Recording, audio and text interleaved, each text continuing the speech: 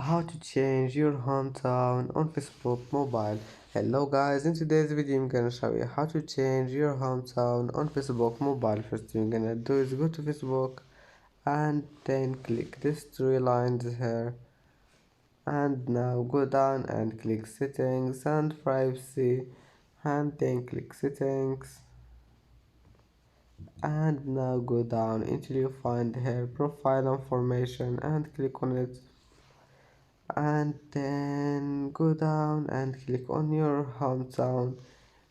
Find your hometown and then click this pen here, and then just click on your hometown name and change it to anything you want, and click save. And that's it for today's video. If you like this video, please don't forget like and subscribe, and see you in the next video.